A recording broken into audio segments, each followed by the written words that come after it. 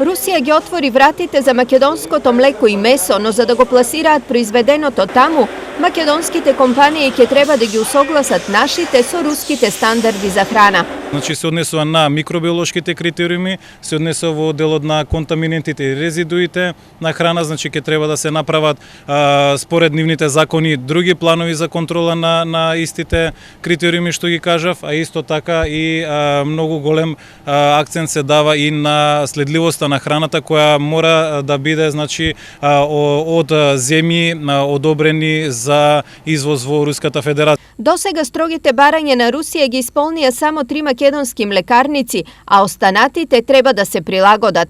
Сепак, според преработувачите од Истокот, станува збор за минимални адаптации, а големи можности. Токму поради ова, тие веќе размислуваат за проширување на капацитетите. Вообичаено се движи меѓу 4,5 и 5.000 тони на годишно ниво, но ние тоа го постигнуваме со работење во една смена и ние тоа го нагласивме дека за рускиот пазар секако ние нема да се откажеме од домашниот пазар, бија вовеле втора смена во најмалку, камо среќа да имаме можности за трета смена. Во тој дел веќе објавивме оглас за нови вработувања од 15 ново вработени, инаку со формирањето на втората смена тоа ќе бидат веројатно околу 150 вработени. Само оваа компанија веќе од годинава планира на драстично зголемување на производството. Со овој момент објавуваме нов годишен повик за нов годишен договор за нови 25.000 свињи по цена од €1,30 по килограм за жив товленик, стандарден, кој што е здравствено и ветеринарно исконтролиран во целост. Ова ја наметнува и потребата од зголемување на производните капацитети. Подготвивме и нов детален урбанистички план кој што однесува за оваа зона. Дај Боже работи да трнат на подобро, значи овде имаме слободни парцели, директорот има слободна површина каде што ќе може да гради, да ги проширува капацитетите. Преку министерот на располагање се ИПАР фондовите и сметам дека и пред малку реков дека ова ќе биде уште една навистина успешна приказна од Овче поле и дека работите ќе трнат во вистинската насока.